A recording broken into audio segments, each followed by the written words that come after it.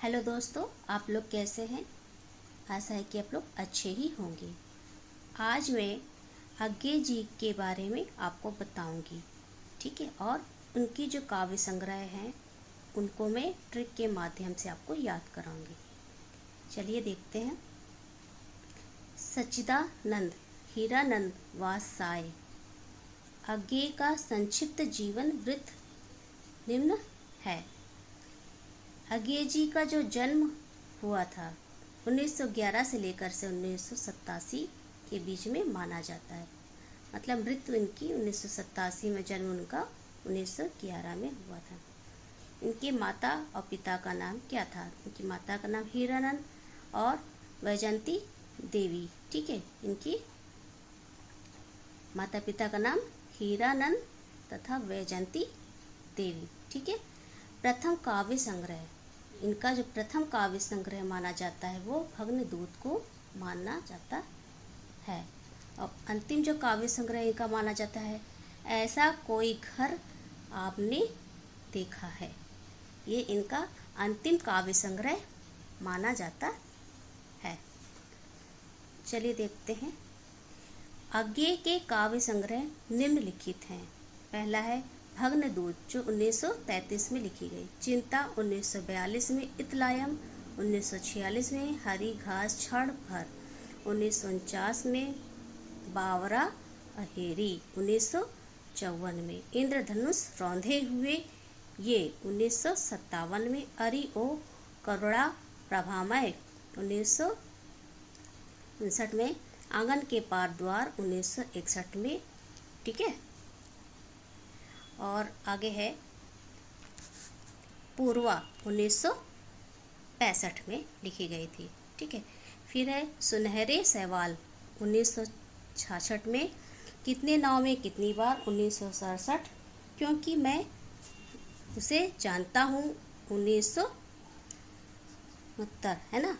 सागर मुद्रा 1970, पहले मैं सन्नाटा बुनता था 1973, महावृक्ष के नीचे 1977, नदी के बाग छाया 1981, ऐसा कोई घर आपने देखा है 1986।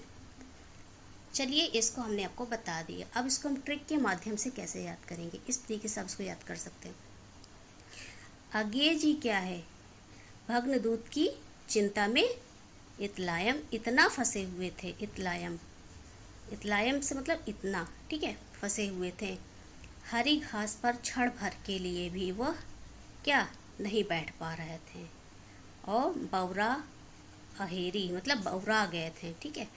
इंद्रधनुष रौंधे हुए, जैसे लग रहा था उन्होंने इंद्रधनुष को रौंधे हुए हैं। और चिल्ला चिल्ला के कह रहे थे कि अरि ओ करुणा प्रभामय, आंगन के पार द्वार पर जाकर देख कहीं पूर्वा तो नहीं आई है, कहीं पूर्वा तो नहीं आई है। सुनहरे सवाल, वो सुनहरे सवाल की तरह दिखती है। कितनी नाव में कितनी बार आई गई है, तुम लोग को क्या दिखी भी नहीं है, क्योंकि मैं उसे जानता हूँ। अज्ञे जी कहते हैं क्योंकि मैं उसे जानता हूँ, वह एक सागर की मुद्रा है।